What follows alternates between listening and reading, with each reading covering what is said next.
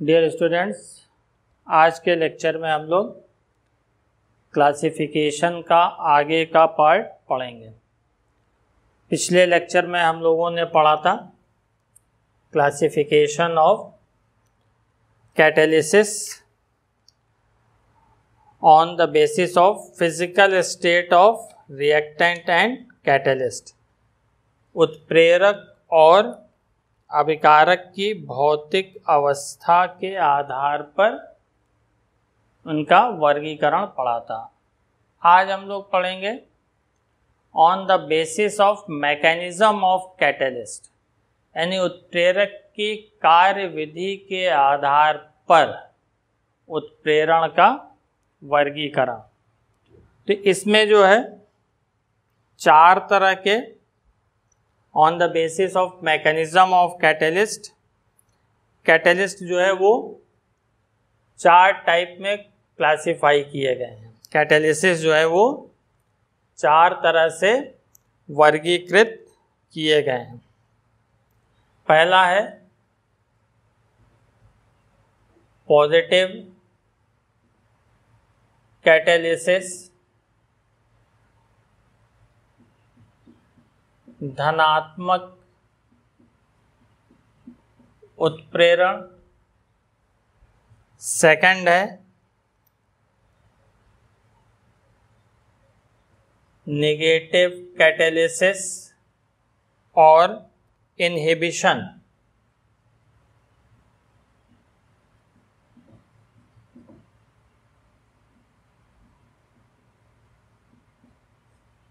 ऋणात्मक उत्प्रेरण या इसी को जो है संदमन, इनहिबिशन जो है संदमन कहा जाता है। तीसरा जो है ऑटो कैटालिसिस,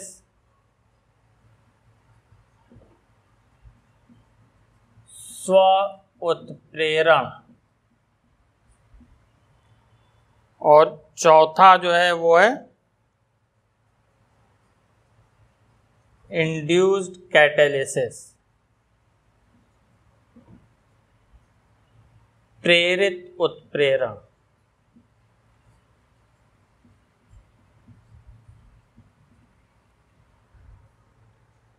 तो on basis of mechanism of catalysis चार तरह के होते हैं। Positive catalysis, negative, auto catalysis, induced catalysis, यानी धनात्मक उत्प्रेरण, ऋणात्मक उत्प्रेरण, स्व उत्प्रेरण और प्रेरित उत्प्रेरण। अब इनको हम लोग वन बाय वन पढ़ेंगे। तो सबसे पहले देखिए पॉजिटिव कैटालिसिस। तो पॉजिटिव मीनिंग से ही क्लियर है इसके। धनात्मक तो ऐसा कैटलिस्ट जो किसी भी रिएक्शन की रेट को एक्सेलरेट करता है, यानी इंक्रीज करता है, वो पॉजिटिव कैटलिस्ट कहलाता है।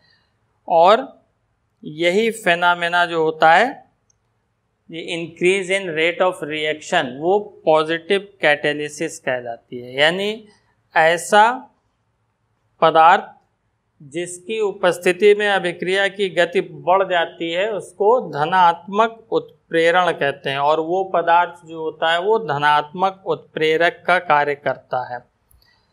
यानी इसमें होता क्या है, प्रेजेंस ऑफ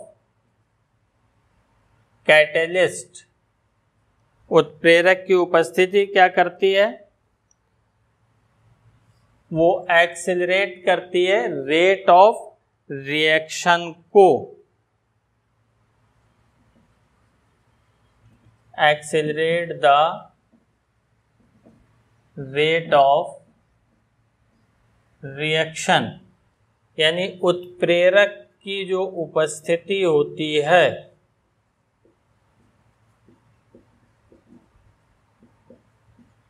वो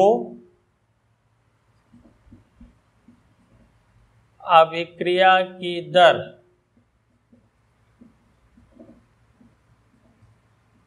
बढ़ाती है। तो यही जो है वो पॉजिटिव कैटालिसिस कहलाता है। और वो जो सब्सटेंस है, यानी प्रेजेंस ऑफ सब्सटेंस, यानी जो बाह्य पदार्थ जो है, यही जो कैटलिस्ट यूज किया जा रहा है वो पॉजिटिव कैटलिस्ट कहलाता है। फॉर एग्जाम्पल, कुछ एग्जाम्पल आपको पहले बताए हैं।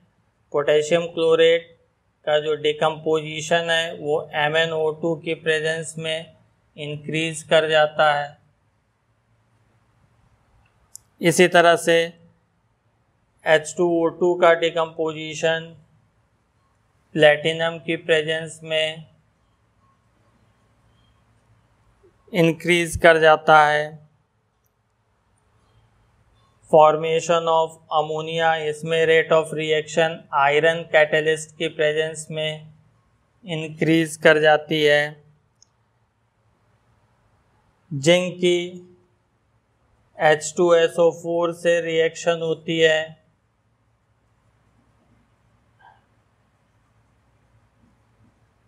तो हाइड्रोजन फॉर्मेशन होता है। तो यहाँ कॉपर सल्फेट जो है वो इस रिएक्शन को एक्सेलरेट कर देता है।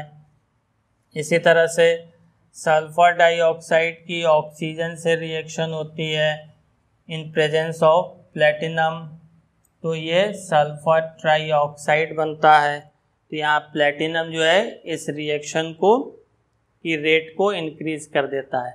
यानी presence of substance which accelerate the rate of reaction is known as positive catalyst, or increase in rate of reaction in presence of positive catalyst is known as positive catalysis। किसी पदार्थ की उपस्थिति में अभिक्रिया की दर का बढ़ जाना धनात्मक उत्प्रेरण कहलाता है, और वो पदार्थ जो है वो उत्प्रेरक कहलाता है। तो यहाँ MnO2, platinum, iron, copper sulphate, platinum, ये सब धनात्मक उत्प्रेरक हैं।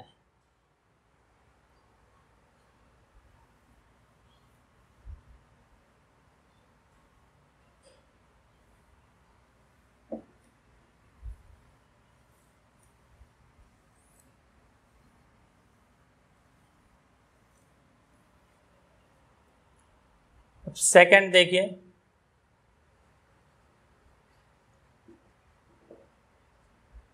Negative catalysis.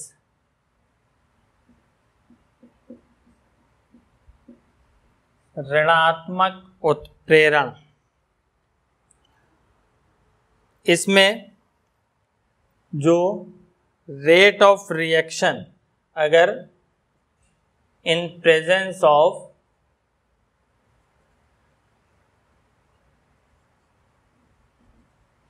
एक्सटर्नल सब्सटेंस, अगर रेट ऑफ रिएक्शन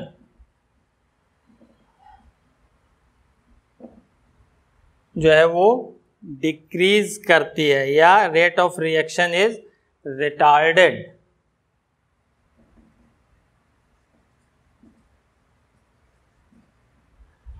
यानी बाह्य पदार्थ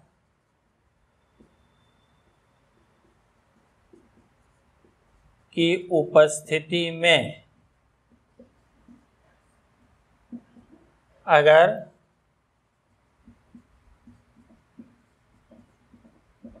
अभिक्रिया की दर घटती है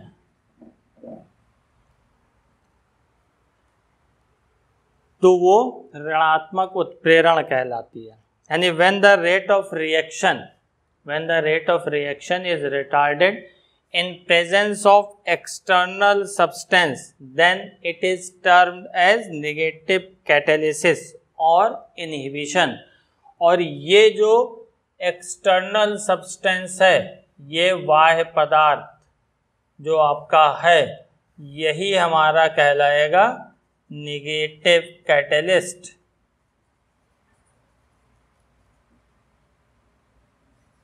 ऋणात्मक उत्प्रेरक।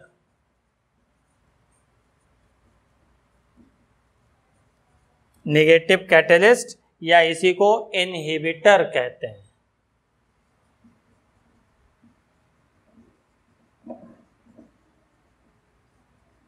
संदमक कहा जाता है। तो in presence of external catalyst, external substance, if rate of reaction is retarded, then it is called negative catalyst, and that external substance is known as negative catalysis, negative catalyst।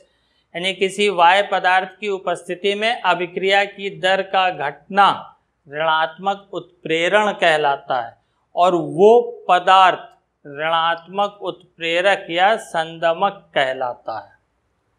अब इसके एग्जाम्पल, फॉर एग्जाम्पल H2O2 का decomposition, phosphoric acid,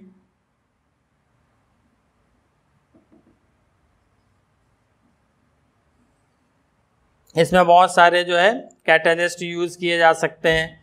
phosphoric acid, glycerol या glycerine या एसिटानिलाइड,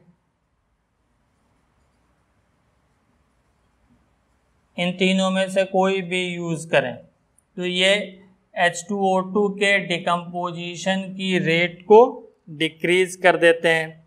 इसी तरह से sodium sulphide, इसका oxidation हो जाता है सोडियम सल्फेट में, तो इसके ऑक्सीडेशन की रेट को ग्लिसरॉल या ग्लिसरीन, जो इसके ऑक्सीडेशन की रेट को डिकम्पोज करता है।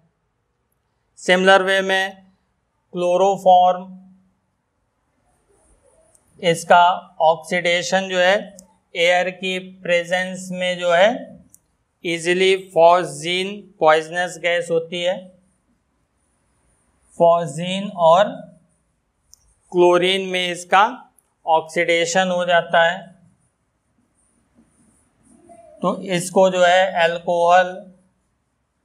अल्कोहल यानी एथेनॉल जो है इसके ऑक्सीडेशन की रेट को डिक्रीज कर देता है। सिमिलर वे में जो है जो पेट्रोल है, पेट्रोल की जो है नॉकिंग, उसमें जो अपस्फोटन होता है, तो पेट्रोल की अपस्फोटन की दर को जो है टेट्राएथिल लेड जो है वो घटा देता है। जो आपका पेट्रोल है इसमें जो है इसकी जो नॉकिंग कहते हैं अपस्फोटन को, जो उसमें आवाज होती है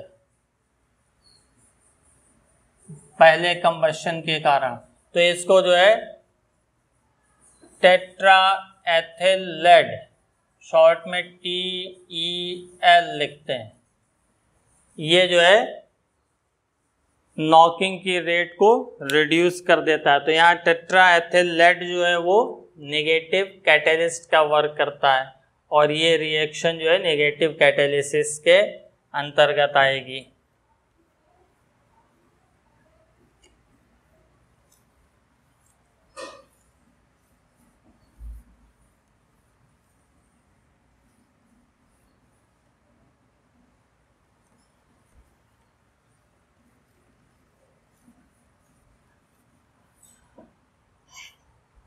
थर्ड है इसमें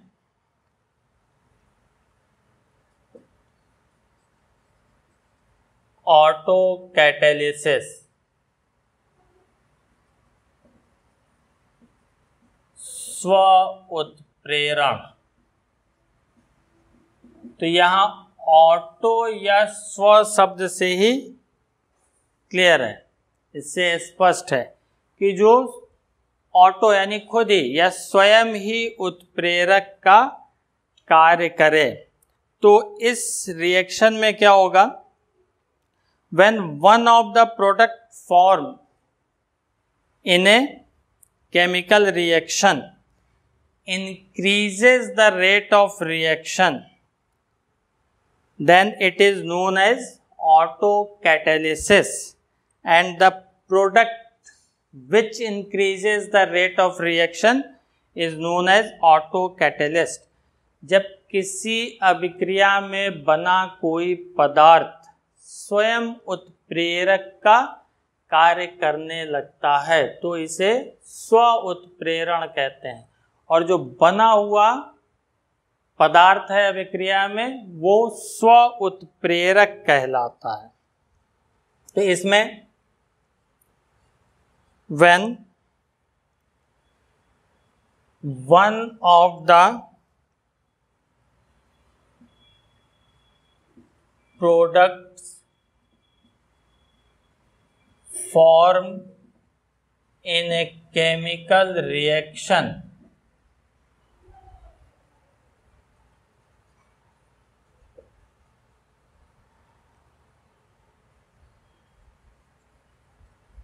increases the rate of reaction, then it is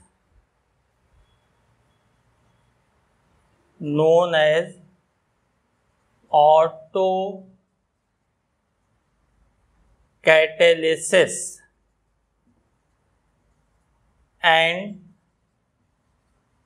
the product is known as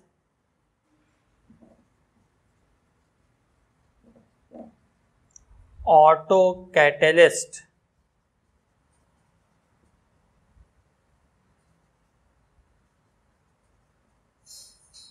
जब किसी रासायनिक अभिक्रिया में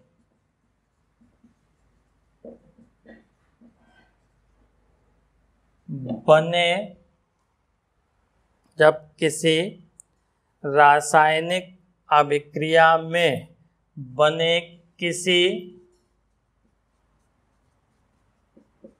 उत्पाद द्वारा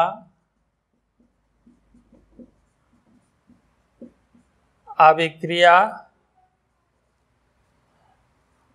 की गति को, या इसको सिर्फ ऐसे लिखिए, किसी रासायनिक अभिक्रिया में बने किसी उत्पाद द्वारा अभिक्रिया की गति को बढ़ाना स्व उत्प्रेरण कहलाता है, तथा ऐसा पदार्थ यानी जो उत्पाद में बना है, प्रोडक्ट में, स्व उत्प्रेरक कहलाता है। जैसे फॉर एग्जाम्पल एस्टर, इसकी हाइड्रोलिसिस होती है, एस्टर का जल अपघटन होता है, तो ये एसिड और अल्कोहल में हाइड्रोलाइज होता है। एस्टर का जल अपघटन होने पर ये अम्ल और अल्कोहल में जल अपघटित होता है। तो पहले जो है इनिशियली रेट जो है वो स्लो होती है, पहले अभिक्रिया की दर जो होती है वो स्लो होती है, बाद में तेज होती है। क्यों? इसमें बना हुआ एक पदार्थ अम्ल, ये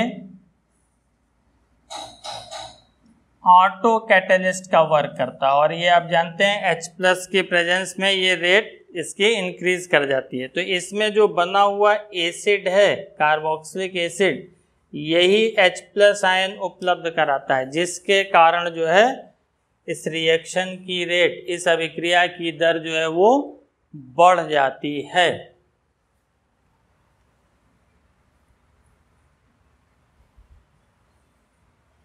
एक एग्जाम्पल और देखिए, ऑक्सैलिक एसिड और पोटेशियम परमैंगनेट के बीच की रिएक्शन। ये रेडॉक्स टाइट्रेशन में यूज किया जाता है। ऑक्सीकरण अपचयन अनुमापन में जो है इसका प्रयोग करते हैं।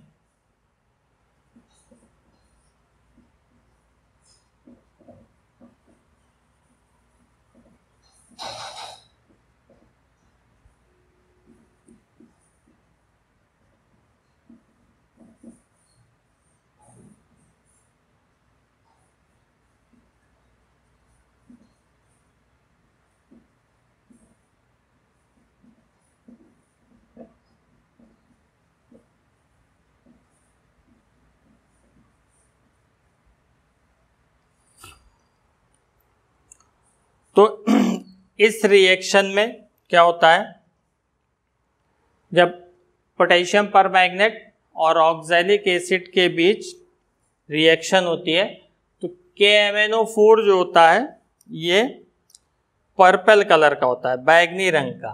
तो पहले इसका कलर जो है वो धीरे धीरे डिकलराइज होता है और बाद में रैपिडली। इसका रीज़न है रिएक्शन में बना मैग्नस सल्फेट MnSO4 या Mn+2 ऑटो कैटेलिस्ट का वर्क करता है। जब पोटेशियम परमैंगनेट और ऑक्सैलिक अम्ल के बीच अभिक्रिया कराई जाती है तो पोटेशियम परमैंगनेट का बैगनी रंग पहले धीरे धीरे गायब होता है, बाद में तेजी से। क्यों? क्योंकि अभिक्रिया में बना हुआ मैग्नस सल्फेट या Mn+2 आयन स्व उत्प्रेरक का कार्य करने लगता है।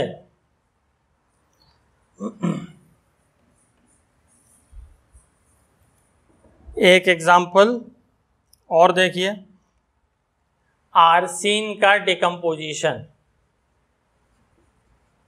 आर्सीन आर्सेनिक का जो है हाइड्राइड है, इसका जो है अपघटन आर्सेनिक और हाइड्रोजन में होता है। तो पहले इसके डिकम्पोजिशन की रेट स्लो होती है, बाद में फास्ट होती है। क्यों? इस रिएक्शन में बना हुआ आर्सेनिक ये ऑटो कैटेलिस्ट का वर्क करता है, ये स्व उत्प्रेरक का वर्क करता है। इसी कारण जो है इसकी रेट जो होती है वो पहले स्लो होती है, या डिकम्पोजिशन की अपघटन की दर पहले धीमी होती है, बाद में ये तीव्र गति से अपघटित होता है। क्यों? अभिक्रिया में बना हुआ आर्सेनिक जो है वो स्व उत्प्रेरक का कार्य करता है और रेट ऑफ रिएक्शन को इंक्रीज कर देता है। इसी तरह से कॉपर और नाइट्रिक एसिड, इसकी रिएक्शन में नाइट्राइट आयन जो बनता है,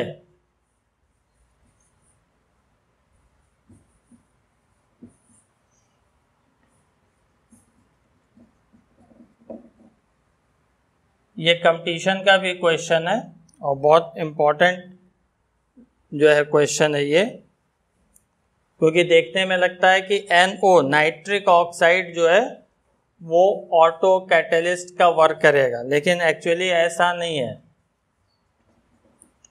इसमें नाइट्राइट आयन जो होता है वो ऑटो कैटेलिस्ट का वर्क करता है। तो कॉपर और नाइट्रिक एसिड के बीच की जो रिएक्शन होती है पहले स्लो होती है, बाद में फास्ट होती है। क्यों? इस रिएक्शन में बना नाइट्राइट आयन NO2- ये ऑटो कैटेलिस्ट का वर्क करता है। कॉपर और नाइट्रिक अम्ल की अभिक्रिया पहले मंद गति से होती है, बाद में तीव्र गति से। क्यों?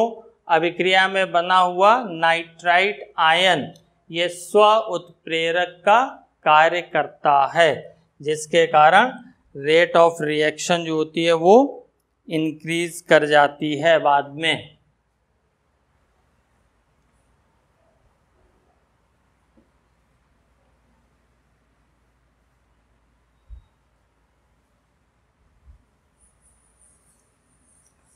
फोर्थ और लास्ट देखिए,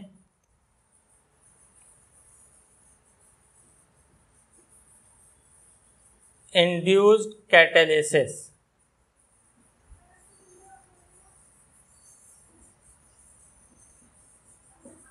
प्रेरित उत्प्रेरण। तो इसके नाम से ही क्लियर है, इंड्यूस करना किसी चीज को, यानी किसी चीज को प्रेरित करना। यानी इस कैटालिसिस में क्या होता है, एक केमिकल रिएक्शन जो होती है वो दूसरी केमिकल रिएक्शन को इंड्यूस करती है। एक रासायनिक अभिक्रिया दूसरी रासायनिक अभिक्रिया को प्रेरित करती है। यानी एक रासायनिक अभिक्रिया जो होगी वो दूसरी रासायनिक अभिक्रिया के लिए उत्प्रेरक का कार्य करेगी। यानी one chemical reaction act as a catalyst for another chemical reaction. तो इस कैटालिसिस में क्या होगा, a chemical reaction itself act as a catalyst and catalyse other reaction. In induced catalysis, a chemical reaction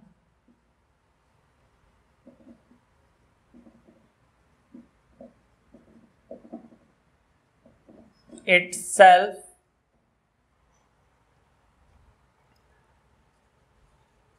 act as catalyst and catalyze other reaction।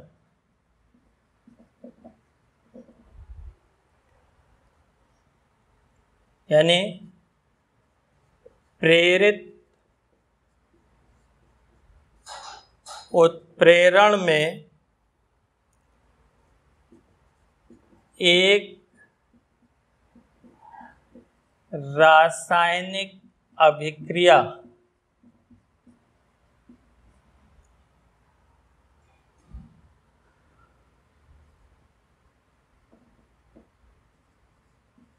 दूसरी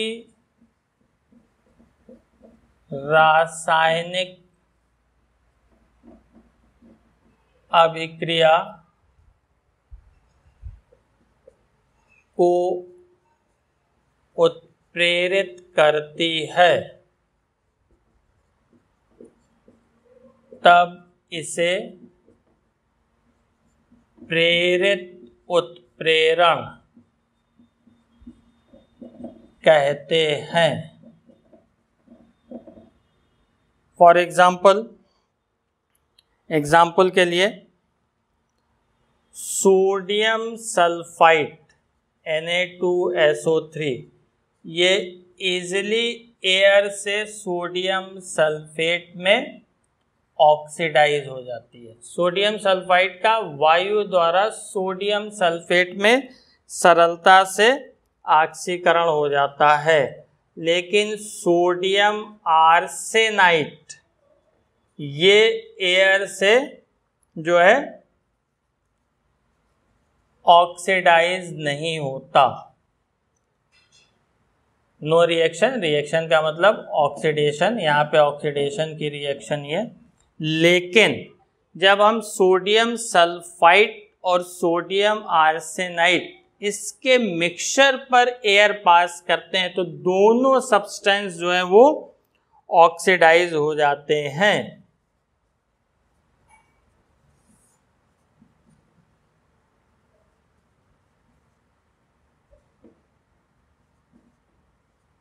इसके mixture पे जब हम एयर पास करते हैं तो दोनों ही पदार्थ जो है वो ऑक्सीकृत हो जाते हैं। यहाँ पर ये इंड्यूस्ड कैटालिसिस का एग्जाम्पल है। तो यहाँ जो है सोडियम सल्फाइड की रिएक्शन सोडियम आर्सेनाइड की रिएक्शन को कैटेलाइज करती है। तो एक केमिकल रिएक्शन दूसरी केमिकल रिएक्शन को कैटेलाइज करेगी, तो इसी को इंड्यूस्ड कैटालिसिस कहेंगे। यहाँ सोडियम सल्फाइड की अभिक्रिया सोडियम आर्सेनाइड की अभिक्रिया को उत्प्रेरित करती है। तो यह अभिक्रिया सोडियम सल्फाइड की जो अभिक्रिया है वो प्रेरित उत्प्रेरक का कार्य करेगी। इसी तरह से दूसरा एग्जाम्पल देखिए, ऑक्सैलिक एसिड जो होता है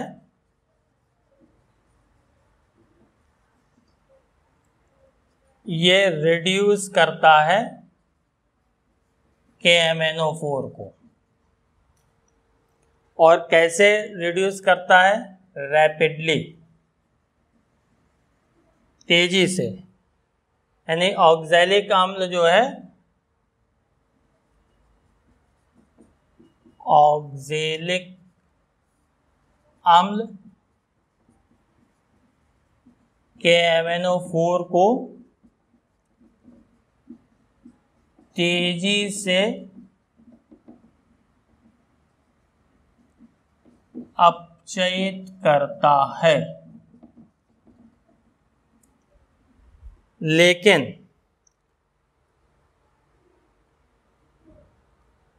ऑक्सैलिक एसिड जो है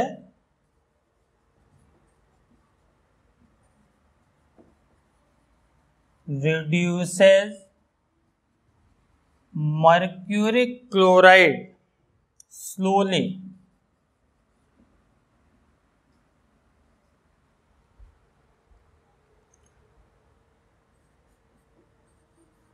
ऑक्सैलिक अम्ल मर्क्यूरिक क्लोराइड को मंद गति से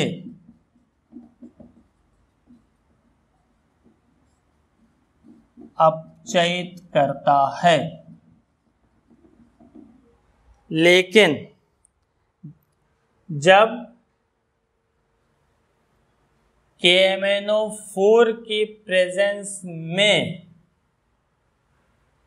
हम ऑक्सैलिक अम्ल से मर्क्यूरिक क्लोराइड को रिड्यूस करते हैं, तो दोनों का रिडक्शन जो है वो तेजी से हो जाता है। यानी but in presence of KMnO4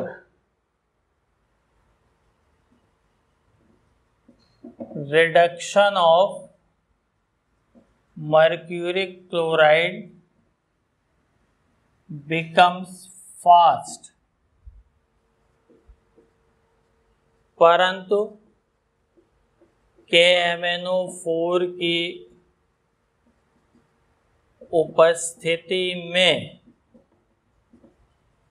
mercuric chloride का